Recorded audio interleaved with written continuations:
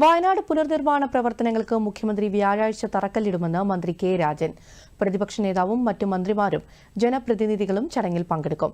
വയനാട് പുനർനിർമ്മാണം സംബന്ധിച്ച് ഇന്നലെ വന്ന കോടതി ഉത്തരവ് സ്വാഗതാർഹമാണെന്നും മന്ത്രി കെ രാജൻ പ്രതികരിച്ചു. 27-ാം തീയതി വൈകുന്നേരം 4 മണിക്ക് തന്നെ ബഹുമാനപ്പെട്ട മുഖ്യമന്ത്രി ശ്രീ പിണറായി വിജയൻ അവിടെ ആരംഭിക്കാൻ പോകുന്ന എൽസ്റ്റോണിൽ ആരംഭിക്കാൻ പോകുന്ന ടൗൺഷിപ്പിന് ഔപചാരികമായിട്ടുള്ള തുടക്കം കൊടുക്കും എന്നുള്ളതാണ്. ബഹുമാനപ്പെട്ട പ്രതിപക്ഷ നേതാവും ഉപനേതാവും അടക്കം എല്ലാവരെയും ഈ ചടങ്ങിലേക്ക് ക്ഷണിക്കുകയും രാഷ്ട്രീയത്തിനതീതമായി എല്ലാവരും കൂടി ചേർന്നുകൊണ്ട് തന്നെ ആ നിർമ്മാണ പ്രവർത്തനങ്ങളുടെ ഔപചാരികമായിട്ടുള്ള തുടക്കം കുറിക്കാമെന്ന് കരുതുകയും ചെയ്യുക. ഇന്നലെ കോടതി വിധി സംബന്ധിച്ചിട്ടുള്ള വിശദാംശങ്ങൾ മാധ്യമങ്ങൾ പറഞ്ഞതുകൊണ്ട് ഞാൻ വിശദീകരിക്കരുത്.